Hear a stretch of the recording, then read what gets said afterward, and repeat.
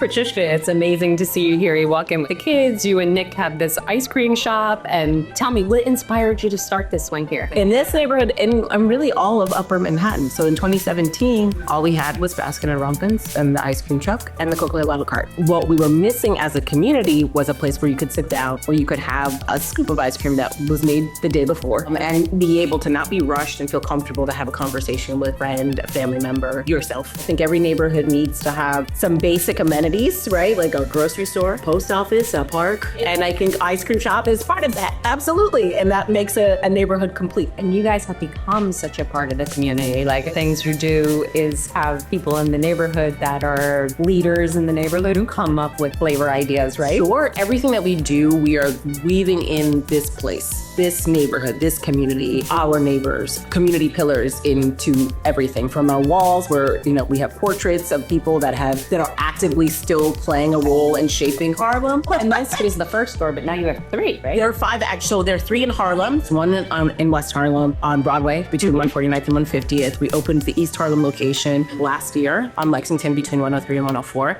And then we're in the Time Out Market in Brooklyn, in Dumbo. And then we just opened, it's a stationary vintage ice cream truck in Skytown in the East Village. So it's for people who are probably never going to come to Harlem, and probably never going to go to Dumbo, they can always pop in there and get the same thing. So it's not the same experience. And we made these hot chocolate. Yes. So it's so fun because last year, hot chocolate with torch marshmallow fluff became really trendy. We've been serving it since 2018. We've offered it every year, but because last year it just kind of the concept of hot chocolate with torch marshmallow fluff really became a really big concept. Right. And what's the other one? This is a new hot chocolate. So this is white chocolate, dark chocolate marshmallow on the top. That's not torture, that's peppermint bark. And so this gets you through the winter. that's right. And that. Yes. And there's ice cream in all of it, right? So everything that we do, we want to make sure that there's intentionality in what we're serving, and we are an ice cream shop. Another question that we get is well, why Harlem?